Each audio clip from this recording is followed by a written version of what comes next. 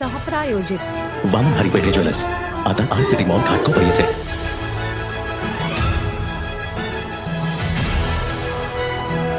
आपल्यासमोर क्रांतिज्योती सावित्रीबाई फुले यांची यशोगाथा सांगण्यासाठी आज आपल्या समोर उभे आहे. मुळात सावित्रीबाईंची यशोगाथा सांगणं म्हणलं की सावित्रीबाईंना प्रथम समजून घ्यावं लागेल. सावित्रीबाईंना समजून घ्यायचं हा विचार कसं समजून घ्यायचा हा जेव्हा मी विचार करायला लागते त्यावेळेस माझ्या मनामध्ये विचार येतो की सावित्रीबाईंचा जन्म झाला, सावित्रीबाई शिकल्या, हे बोलायला वाचायला खूप सोपं आहे. परंतु सावित्रीबाई ज्या परिस्थितीमध्ये शिकल्या, सावित्रीबाईंनी हे सर्व ज्या परिस्थितीमध्ये केलं त्या परिस्थितीचा जर आपण आढावा घेतला तर खऱ्या अर्थाने सावित्री म्हणजे कोण होती हे आपल्याला कळेल. अहो, ज्या काळात मुली जन्माला हेच पाप मानलं जायचं, ज्या काळात मुली 9 वर्षाच्या झाल्या की त्यांचं लग्न एका वयोवृद्ध व्यक्तीशी किंवा त्यांच्यापेक्षा 20 ते 25 वर्षांनी मोठ्या असलेल्या व्यक्तीशी लावून दिलं जायचं, अशा भयंकर काळ होता त्या काळात. आणि त्या काळात महिलांना अभ्यास समजलं जायचं होतं. अहो, त्या काळात महिलांना शिक्षणाचे अधिकारही नव्हते, कारण तेथील कर्मठ लोकांना माहित होतं की हीच आपला नाही, जर सभा झाली तर कर्मठ लोकांचा तबला वाजवल्याशिवाय राहणार नाही.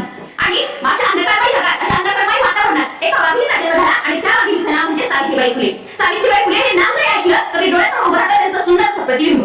सावित्रीबाईंच्या विचारांचं तर आपण सर्वांना माहितच आहे. सावित्रीबाईंनी त्यांचं अख्खं आयुष्य खर्चिकला घातलं, त्यांचं त्यांनी अख्खं आयुष्य पाण्याला लावलं.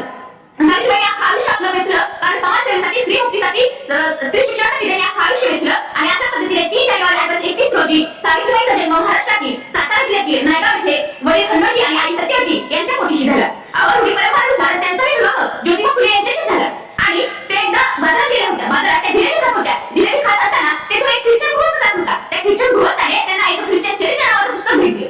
सावित्रीबाईंनी ते पुस्तक घेतलं. सावित्रीबाईंच्या मनामध्ये विचार आला, अरे या पुस्तकामधलं तर मला काहीच येत नाही, परंतु या पुस्तकामधलं मला समजलं पाहिजे. आणि त्यांच्या मनामध्ये निर्माण झालेली जिज्ञासा म्हणजे सावित्री होय असं मला वाटतं. सावित्रीबाई फुले आणि ज्योतिबा फुले हे या समाजातील कर्मठ लोकांना जुळले नाहीत, म्हणूनच सावित्रीबाईंनी ज्योतिबाच्या खंबीरसाठी साथ होती. म्हणूनच ज्योतिबाने आपल्या पत्नीला सावित्रीबाई फुलेंना लिहायला शिकवलं, वाचायला शिकवलं. म्हणूनच आज प्रथम महिला शिक्षक म्हणलं की आपण सावित्रीबाईंच्या आपल्या समोर चेहऱ्यासमोर येतो असं मला वाटतं.